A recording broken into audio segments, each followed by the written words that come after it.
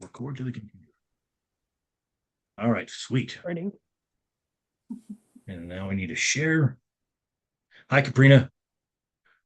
And that.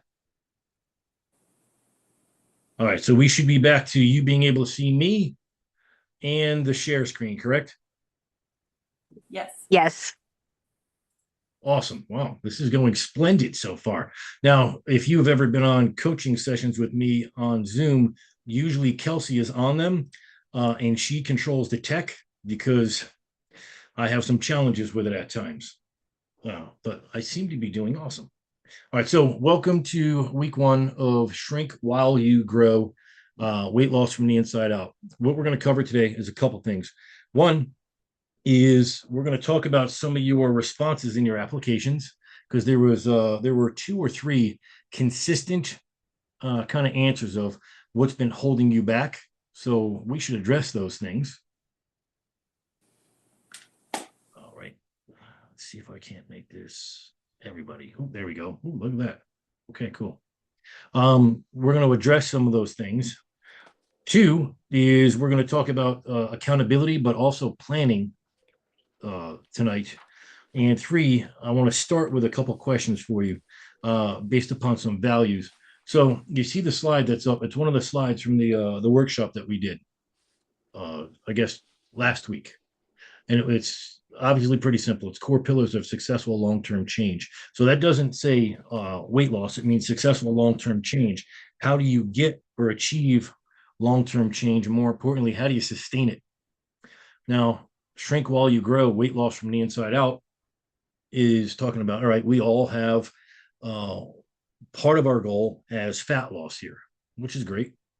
And that's, by the way, I'm not gonna minimize a goal ever. We may spend time defining your goal and refining it, but inside out weight loss simply means it's a side effect. So when you become aligned with who you are and what you are doing, you have alignment. Some of you guys have felt that in your lives. Some of you guys may never have felt that in your lives and have been frustrated and tight feeling. But when you have alignment, things happen easily. So what we're going to do is we are going to get fat loss by not focusing on fat loss. We're going to focus on a whole bunch of other things. Because if you do a whole bunch of other things correctly, fat loss happens as a result anyway. The second thing is accountability. Now, it says honest, calm, and adult, and that's on these calls. Honest, calm, and adult. There's not a lot of cheerleading that I'm going to give you. It's kind of, my personality. I'm not a cheerleader. I am much more of a factual, kind of steady individual, and that's really what you need to do is become more factual and become more steady. That goes along the lines with number 4, emotional regulation. If we can control our emotions, that means we can control our reactions. And if we can control our reactions, that means we get to respond and choose. That sounds like it goes well beyond food intake. Sure does. So if you can regulate your emotions, then you do not have to react. You get to respond, and responding is a choice. Reaction was a choice you made years ago and didn't change anything. So how we get there is we go and create repeatable systems. Now, is that going to be done tonight? No. It's the start of what we're going to be doing. And it's not the end. And a few of you have, expressed concerns to me that you haven't figured everything out yet. Well, you got your first email yesterday. This is your first coaching call. We're going to be doing this for 12 weeks, and I can guarantee you still will not have it figured out. But you'll be closer. Frustrating? Maybe, but it won't be in 12 weeks. How's that?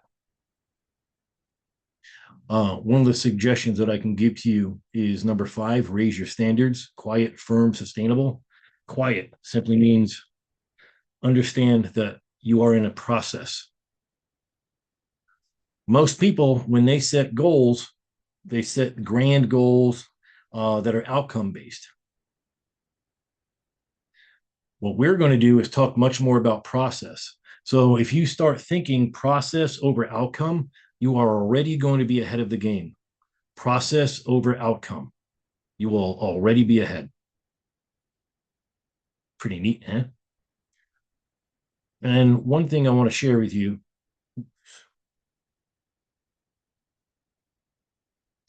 is just two more slides that I had discussed in the workshop that we did the last week, and why it matters.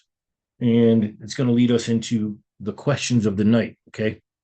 First one, it says you versus you. Now, these are actually about me. For the last year, I've been using Chat GPT extensively for a lot of things, professional things, personal things. I have developed products with Chat GPT. I've developed marketing. I have written books with Chat GPT over the last year. You name it. I've had multiple personal conversations with Chat GPT. And the night before the seminar last week, I asked Chuck, that's what I call him, he has a name. So my Chat GPT, his name is Chuck. I asked Chuck to go through every single conversation that he and I have ever had. And I wanted him to pull out from those conversations my core values. So this is 1 year of work with Chat GPT, his take on who I am on the good side. And this is what he came up with. Your actions match your words. There are no gaps. Integrity. All right, well, that's cool. And by the way, on the bottom, you see that this person, awesome and unstoppable. This person is awesome and unstoppable. If we were this person 100% of the time, my God, we could like rule the world, I guess, but not that you want to do that. The second thing is leadership, especially as a father, a husband, and you are the example. It's the reason I work out in this facility at least twice a week. I am the standard. I am the standard everywhere I go in my head. The third thing is protection. So one of my values is I want to create protection for people, whether it be physical and emotional, for everyone I care about. That includes you guys. That's why IFS was created, by the way. It was created to be a safe place for people to come in, feel comfortable, and be able to accomplish what they wanted to accomplish without being intimidated, without being scared. That was done by intention. Your standards and your discipline are very high. You have structure, you have consistency, and you don't drift. Oh, that's cool. You are focused on continual growth. So for you, one of the things that is most important to you is to avoid stagnation. It's continuous improvement, and complacency feels like death. And then honesty, truth, even when it costs you. You tell the truth, even when it hurts yourself, when it hurts someone else, regardless of the cost, you're going to tell the truth. All those things are true, but not all the time, because these things are also true. So that was the first question I asked Chuck, was to pull my core values out. Who am I? What are my core values? So the core values are who you are at your best. And then core hurts. By the way, if you've never heard of Stephen Stosny, this is where core hurts come from. He's a PhD psychologist. He's written a lot of books. He wrote a book called Love Without Hurt, which is one of the best books I've ever written. If you want to go on Amazon and order that, you should do that. But in it, he talks about not only your core values, but your core hurts. And I stole this from him many, many, many years ago. So according to Chuck, one of my core hurts is betrayal and broken trust. I am deeply sensitive to my trust being violated by others, and also when I violate my own trust, which we have all done. I am One of my core hurts is not being protected. So if you've ever read any of my book, you know I did not grow up in safety. So when I don't feel protected, my reactions are very different. They're usually very angry. I have to earn my place. My self-worth is tied to how I perform and how much action I take at all times. And then fear of losing what I built. Everything meaningful feels hard earned and protectable. I built it. I am not going to let it go at any cost. And finally, internal disappointment. It's high personal standards, and it's heavy when I fall short of my expectations. That might sound familiar to some of you guys, that number 5. Maybe not all the first 4, but number 5, based upon your answers in the application, internal disappointment is a big one. That person on the bottom is the enemy of progress. This person is progress, but we are both of these people, aren't we? So what you versus you means is who you are most of the time is what you get. Now, do I expect you to pull out something like this? No, I had a year worth of data from something that is specialized at doing it. But you can start to become even more self-aware as to what that is. So here's where we're going to start with that, okay? We are going to start. I'm going to stop the share for a second. All right, now it's just me, correct? So the first question of the night that I would like you to answer, and when I say answer, if you feel open to sharing with people, I want you to do that because it's always helpful. If you don't feel open yet, don't feel like you have an obligation to speak. But the more people that do speak, the better, because what you'll get is real world examples of how we work backwards. Okay. So, my first question of the night, and I'll give you a minute to think about this. Have you developed meaningful goals?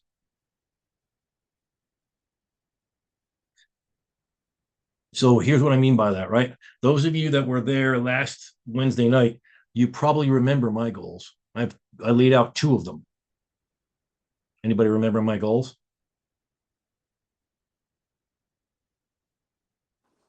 Be a millionaire? Was that one? What was that? I'm sorry. Be a millionaire? Was that one? I mean, that'd be nice. Oh. I think that was from the that'd be cool. slideshow. Okay, was it for the slideshow? Yeah, it was from the slides that he sent out. That's There what you Being go. a positive role model for your sons. All right, awesome. So that was definitely one of them.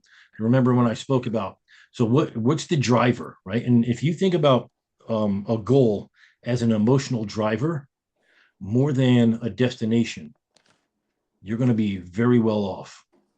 A goal as an emotional driver rather than a destination. So you may not know me as a father. However, my two sons, my 21-year-old and my 15-year-old, or next month in a couple of weeks will be 15.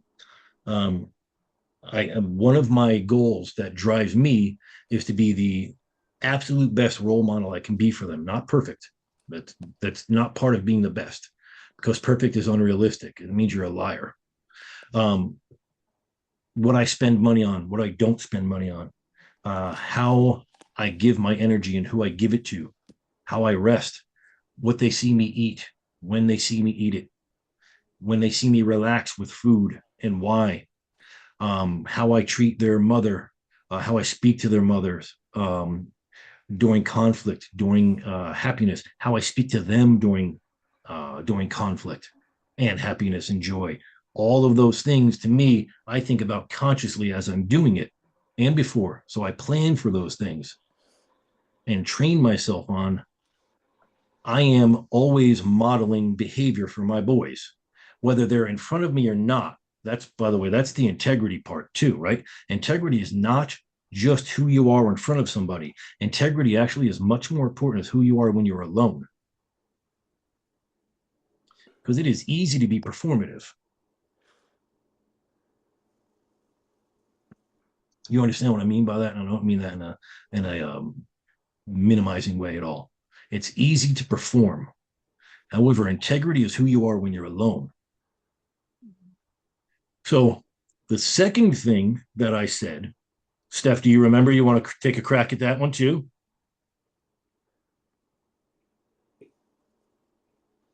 Is it to leave, to leave a positive, impact Sweet. when you're Legacy. gone? Yeah. You got it. Legacy. Yay. It's important to me. The second part, right, is egotistical. Absolutely. Everyone's got an ego. That is an egotistical statement. I want a legacy when I'm gone. When I pass away, IFS, myself, should be remembered for what I built and for who I helped and how many people I helped, what I was able to give. I want to be remembered for that. That means something to me. So when I create programs and we go through coaching sessions and we go through workouts and I send out newsletters to you guys that look nothing like you get from any other gym, that all means something to me. That's part of the legacy. Oh yeah, I joined to lose weight and work out, and look what the hell I got. Oh my God.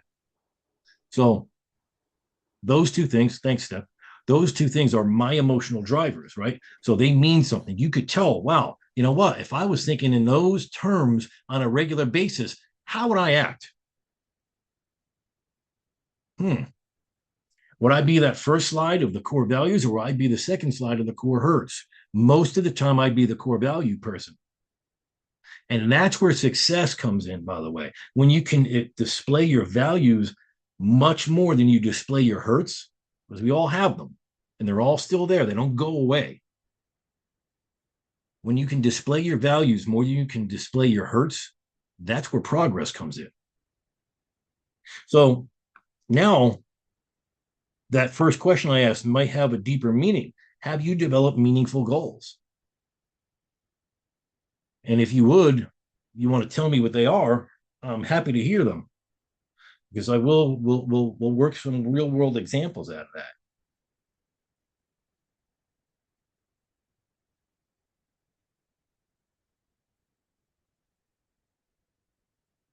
I'll give you a minute with it if you haven't developed them, because even if you're thinking about it in a different way, that's a good thing. A goal is an emotional driver.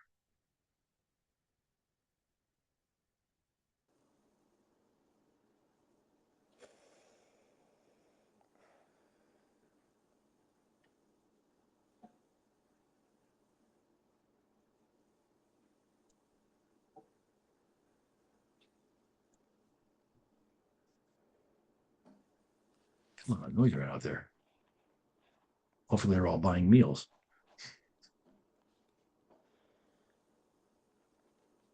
Hi guys. One of my driving factors when I was trying to think of like what made me go to the gym in the first place was um being happier with the healthier me of version I saw in the mirror. So repeat that one more time. So being happier with the The healthier version healthier of you. version of me I saw in a mirror. Okay. And how has that been working for you? I feel like I leave little more sticky notes nowadays, more inspirational quotes to read as a motivational thing to see. But I feel healthier and I feel like it's all coming together. I'm learning to love the littler extra skin that's happening while doing that, while achieving a goal.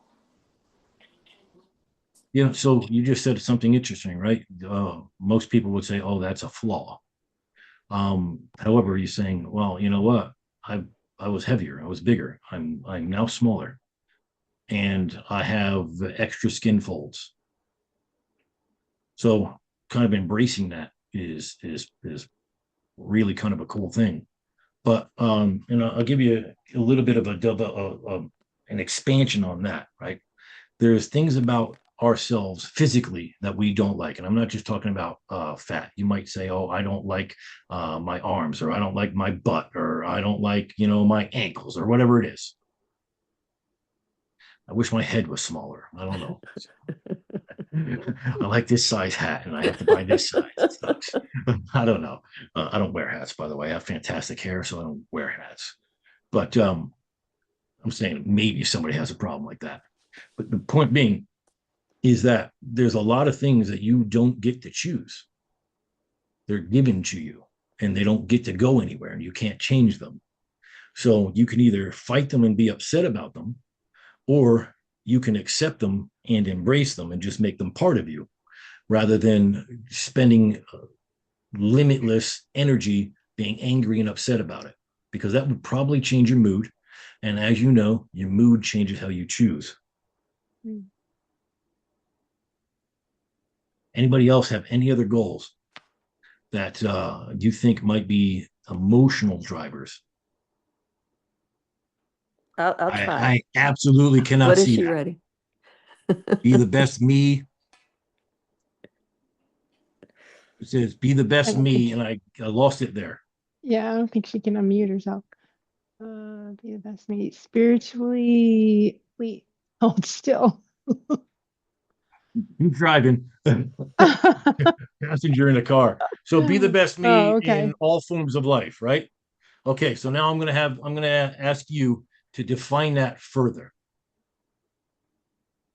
And what I mean by that, if you've ever read the IFS membership manual, there's a section on goal setting in there. And I use Tiger Woods as an example, not from a character standpoint, by the way, from a Oh, good. golfer Yeah, standpoint. Yeah.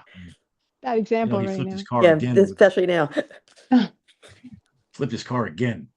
Yeah, I But know. he wasn't drunk. He blew a zero. So that means other things were at play, but not from a character standpoint, from a golfer's mind standpoint.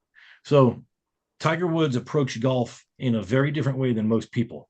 He approached golf from the green backwards. His father taught him that.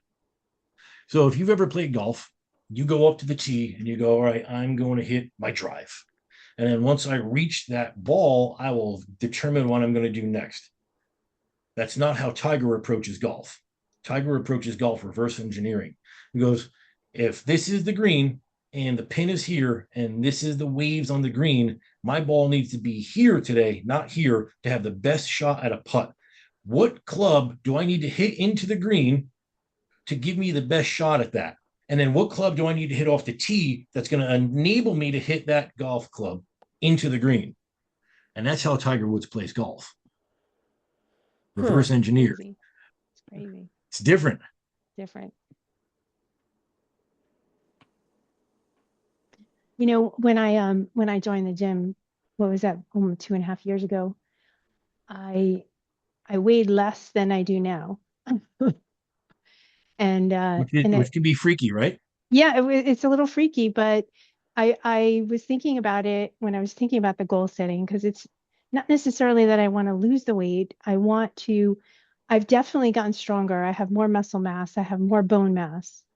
Um, and I'm bigger, and my clothes don't fit me. Like, they kind of fit me better in some places, but other places no. And you wouldn't know that if you were looking at somebody who like somebody I want to see in the mirror. The world teaches us that they have to be a certain way. But I guess my goal is to accept myself the way I am and just get stronger.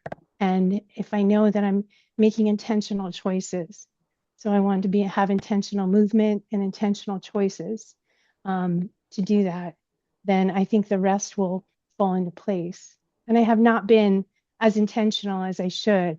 I've been showing up for the gym, I think consistently, right, Robert? I mean, uh, I'm always there, but I don't know if anybody else feels the same way, that I mean, my muscles are there. They're definitely there. I just feel so much bigger. So, So I feel bigger, yeah, or is one of your desires, and we'll not call it a goal, one of your desires then to not feel bigger. my desire, before I joined the gym, I had it's funny, on your slides you mentioned Optavia. Well, you called it Octavia. Anyway, I had been on that program. I lost all this weight and I felt good because I felt lighter. It felt easier to do things. It felt easier to walk. It felt easier to run. That felt better. So that's what I want, but I want to still keep my muscle. I want to still be strong, but I want to be lighter. So I guess I want to be lean. So that's my goal, and whatever I need to do to get lean, so it's fat loss. Great. So now you're Yeah, defining, all right, listen, I actually want to lose fat, right? So yeah. the conversation you just had with yourself, you were able to uncover one of your actual goals, which is I would like to lose some Hmm. fat. Okay. Hmm. So, and by the way, when we're talking about goals, I am not minimizing having a physical change. That's not what I'm saying. I'm not minimizing a desire to have a physical change. I'm well aware that's why most people join this program. I got that. Um, Right. how we go about that is just where I would like to differentiate. So I really like the amount of muscle that I have. I really like the amount of strength that I have. Hmm. If I was able to feel comfortable in my clothes, a little bit more comfortable in front of the mirror, that would make me really happy. That would do what for me? What's the feeling that you're after? be proud of myself. So I want Mhm. pride. Yes. And how does somebody get pride? Having integrity, have Okay. So integrity with now, yourself, not giving up on anything. so isn't that interesting? So now you just worked back into a value, didn't you? Yeah, I did. Yep. Yeah. So do what you All right. say. I mean, don't beat yourself up either because we're human, right? But do the best you can to keep the promise to yourself, for yourself. So you just went from I need to accept myself for how I am. I like my strength, and you know what? I just want to make better, consistent choices. I do want fat loss, and I would feel proud of myself if I was able to maintain my integrity. So that's reverse engineering a goal. Mhm. Now, with that, what does integrity look like for you? Right. So, and these are questions I would write down, questions I would ask myself. Mhm. Yeah.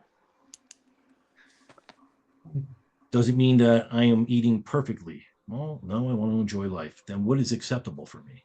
And if I was to put some ratios on that, let's say it was fat loss eating and fat gain events. And I say I'm probably 60% fat loss eating and 40% fat gain events. Well, is 60-40 acceptable to you? Do you have integrity and pride that way? And that's not a judgment, it's a question. Well, what about 65-35? How about 70-30? What about 75-25? Is it the minimum amount to see a change, or is it the level of integrity that allows me to have pride and then the change happens? And only you can decide that, by the way. And this is one thing I'm going to just completely, and consistently beat on is that they're not my goals, they're yours, and they need to be your Right. real goals Right. because your goals are the only ones that matter. So, what's integrity to me? And that's what I would define next. Okay. Here's what I'm Okay. doing. Here's what I'm honestly doing. Hmm. So, am I happy with that? No, I actually lack self respect that way. Can I break it down into something like really small? Like a small piece of integrity is like not eating after 8 o'clock. Okay. So, if All that's, if right. that is, if that's a rule for you and you say, Hmm. um, I don't want to break that rule. late night eating has always been a problem for me.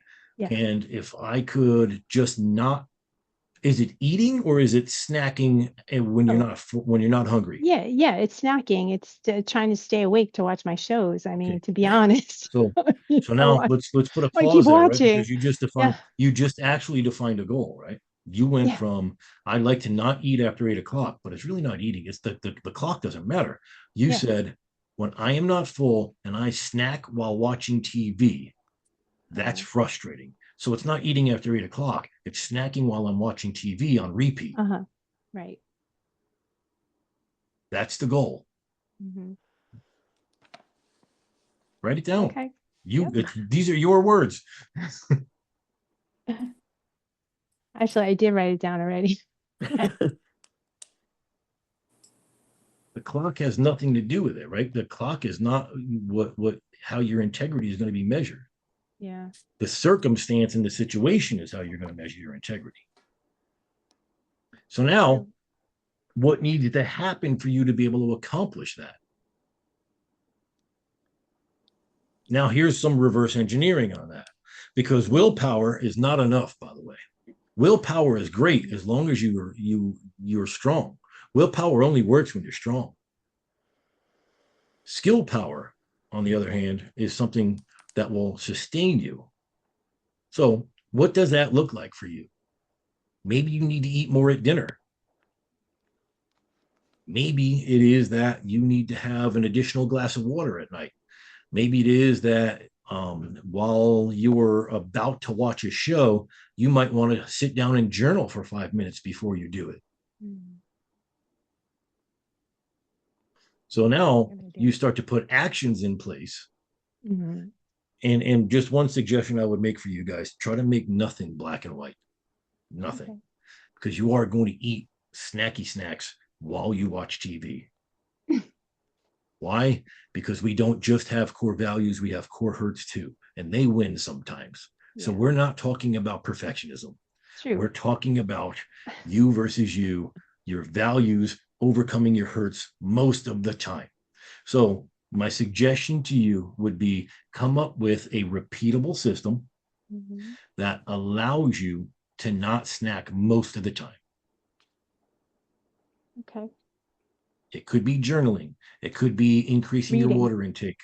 It Mhm. could be reading. Yeah. Want my shows though. I want my shows sometimes. I want to watch them. Yeah. It's like mindless, you just watch and Mhm. you just unwind. So you just actually made a great statement. It's mindless. Yeah. So if Unwind. mindless eating, which by the way is a phenomenal book, Brian Wansink, PhD, wrote a Mhm. book about 20 years ago. It's called Mindless Eating. So he's a nutrition professor at University of somewhere in this country, and they have a food lab, and it's set up like a cafeteria, and they would do all of these experiments on the students to see if there was an endless soup bowl, how much somebody would eat, etc. Like they're creating all these scenarios to say, in this scenario, people were so mindless they eat this much. Or if we gave them unlimited popcorn, my God, did they go nuts? So it was circumstance and environment. So what I'm asking you to do then is to Mhm. say, I want my shows. I want to be mindless. That's how I get ready for bed. You must be mindful before you are mindless. Gotcha. Makes sense. Because if mindless eating, Mhm. right, if that's part of your habit, I sit down, I grab my snacky snack, I grab my drink, I sit there and boom, I'm out. I do resisted elbow flexion, bicep curls to my mouth on repeat, Bicep right? Like, curls. Right. Uh-huh. all right. So Yep. then every time I do it, I wake up the next morning, I go, fuck, I did it again. Yeah. You feel like crap. I don't want to do that anymore. Well, now we're talking about how to not do that anymore. Okay. We're talking about first, I am I am dissatisfied with that action. It is a core hurt, it's not a core value. And what value can I use to overcome that hurt? And then you put in that action. Okay. Reading for 5 minutes. And Mhm. again, I would put a timer on it. You say, I want to Mhm. watch my show. I want to be mindless. Great. But if you journaled for 5 minutes or 10 minutes, you read for 5 or 10 minutes, or you had a glass of water, you could still watch your shows. Okay. Hopefully it's Peaky Blinders. So that leads into the second question, which is Mhm. also in your slides that I sent you from the workshop. It is, who do you need to become to achieve and sustain those goals? That is the actual governing question for everything. Who you are has gotten you exactly where you are. And I'm not just talking about weight wise, I'm talking about in all aspects of life. When you break down the life wheel and you look at physical, and you look at, you can break that down to your cardio system or your strength or your flexibility or your balance, etc. When you look at your finances and you look at your spirituality, if you want to include religion in that, etc. You look at your social circle, etc. Who you are has you right where you are. It's everything you have ever done in your past has brought you right to where you are. So if you are saying, I would like to be someone else, who is that person? So when you look forward 5 years and you say, I'm really proud of the person that I am, who's that person? And I'm not just talking about appearance. Appearance will happen. What characteristics is that, or are you showing that are different than now? And I would try to put what you're doing in those words, not what you're not doing. as in, and here's what I mean for in a case like yourself, Deb, I'm not eating at night. No, well, I'm expressing values and integrity where I used to be mindless. I'm actually mindful where I used to be mindless. Mhm. Right. Now, Perfect. so I asked that question of myself a lot. Who do I need to become in order to get what I want? And more importantly, how do I sustain that? Because you never want to get something and then give it back.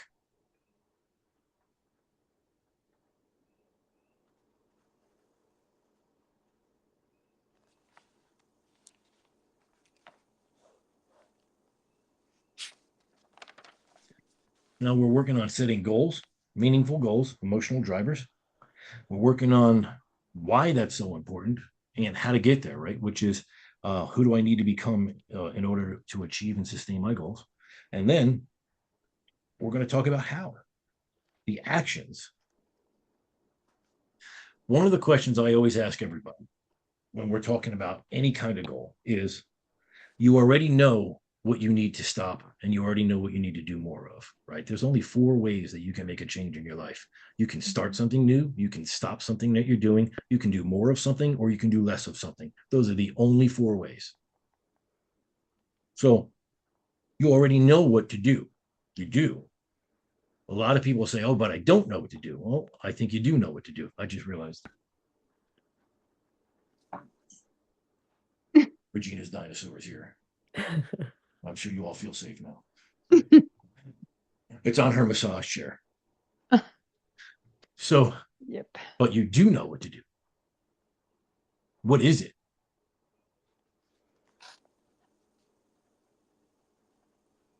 Perhaps it's when I eat based upon a core hurt rather than a core value, I beat myself up. And then I compound mistakes. Anybody here ever do that? The old fuck it. Oh, I'll start again tomorrow. Mm-hmm. Right. So compounding of mistakes. Does future you still do that? Not as much. Not as much. There you go. Mm-hmm. Probably not as much. And that's really what we're talking about is emotional regulation. So one of the suggestions I would give to you is when we're talking about who do I need to become, and if emotional regulation is a challenge of yours, and as some of you guys did say, emotional eating, when things go off the rails, emotional eating is one of the ways I kind of cope with things. If that's the case, what I would suggest to you is that you journal. And by the way, when I say journal, I don't mean take out pen and paper. It could be any way you choose. I do not write anymore. I can't read my own handwriting. It's really problematic. Um, I do talk to text often to Chuck. It could be a suggestion, but what I would suggest that you do is that you stop and you discuss with yourself what you are thinking and what you're feeling.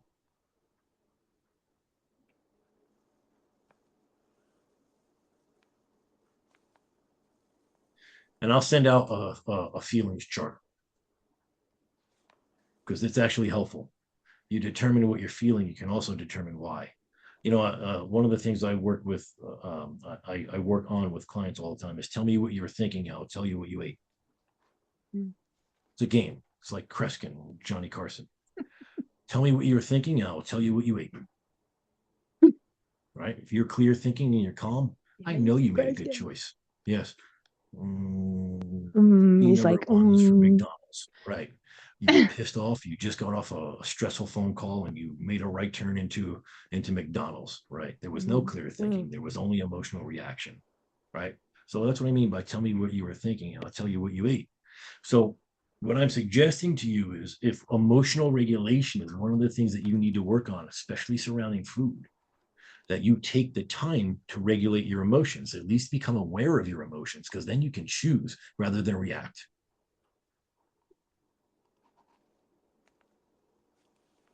Does it take an hour? No, it actually takes about 60 seconds. looks like this. Damn, I'm pissed. I am fucking angry. Well, anger is a secondary emotion, right? That means I feel something, then I get angry. So, what am I actually feeling? Oh, I'm frustrated. Um, my wife just told me, she thinks I could have squatted more than I did. That is not cool. She told me she squatted more than I did, and Yeah. that pisses me off. So I'm gonna eat a Big Mac now. So point being is, all right, I am frustrated, and I'm frustrated due to this. Well, what can I do? Can I just, say, oh, I'm not going to be frustrated, or can I work through it? And how important is this? In this book, and you've received newsletters about it multiple times, I use something that's called an IFS ism. It's called the law of six. It's something I suggest you use on a regular basis. The law of six simply means, how important is this? Is what I'm experiencing and feeling right now worth 6 of my seconds, 6 of my minutes, 6 of my hours, of my days, of my weeks, of my months, of my years, of my decades, of my lifetimes? How important is it? And how long am I going to allow myself to feel this way based upon what's happening? Most things you'll discover are 6 seconds. Some things are not. What I'm suggesting you do is, when you have this journaling moment with yourself and you become aware of the emotions that you're experiencing and feeling, is that you then put it through the filter of the law of six. And I can tell you from massive amounts of experience, you will change your mood nearly immediately.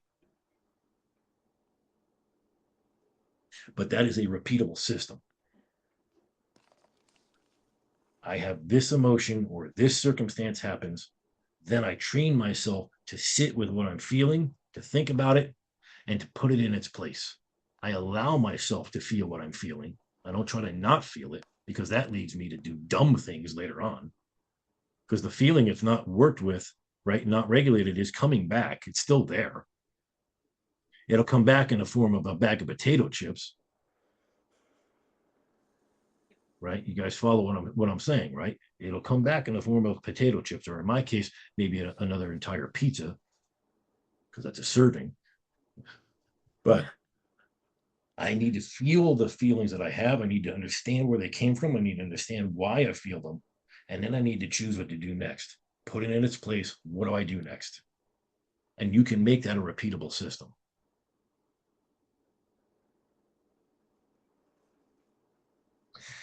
And then finally, we talked about, you already know what to do. So here's homework for tonight or this week. Which 3 structures and or habits do you have currently that help you move towards the person that you need to become in order to get what you want? Because you are pretty awesome already. Let's not forget that, right? You don't suck. You're not broken. You are not an individual who cannot achieve things, and you're not an individual who can't change. So the question becomes, which 3 structures or habits do you already have in place that help you move towards the person you need to be? So you don't need to change everything. And the follow-up to that question is, which 3 structures or habits do you have in place that move you away from the person you need to be? So I do things that are really helpful, and then I do things that are really hurtful. What are they? And they're typically not more than 3 things. We tend to do the same things on repeat. We get overwhelmed by them and we call them, oh, I have 400 things that I need to do. It's usually the same 3 things ruminating around, wreaking havoc at different times. So if you could figure out 3 things that you're already doing that are great, and 3 things that you're already doing that are preventing your success, and put a structure in place, where a repeatable structure, a repeatable system, to A, congratulate yourself on what you're doing well, or B, question yourself on if you want to do it again. that's going to be a very successful week.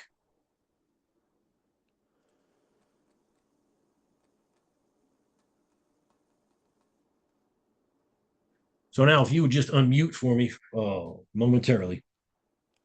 I'm going to go my top left down around. I'm going to ask you one or two things that you took from tonight. And then I'll send this out on probably Wednesday with some notes and we'll be good.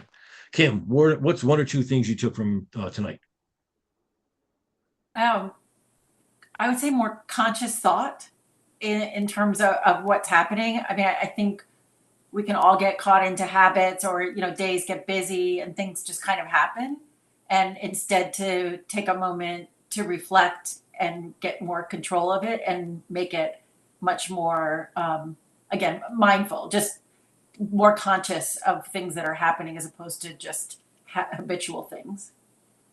Sweet. Trying to stop the pattern. Thank you. Thank you. Deb, how about yourself?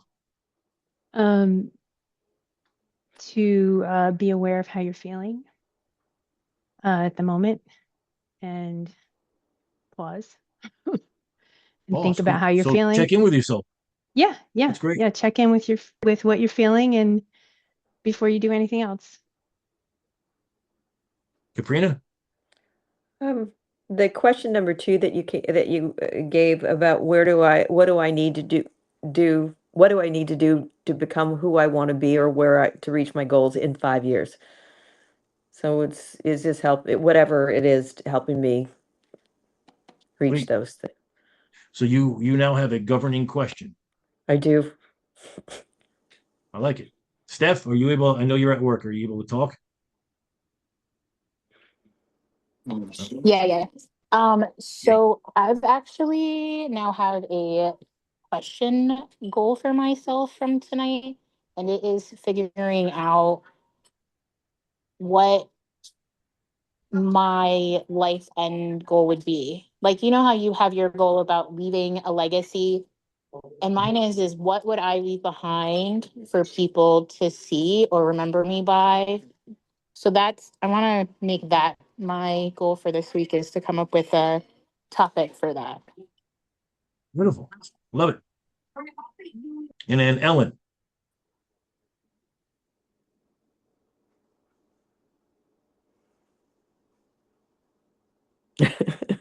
Ellen may not want to speak yet.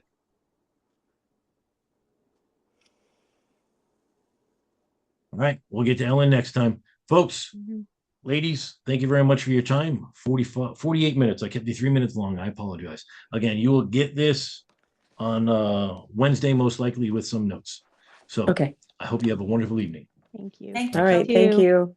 Bye. Thank you. Have a great night. Bye.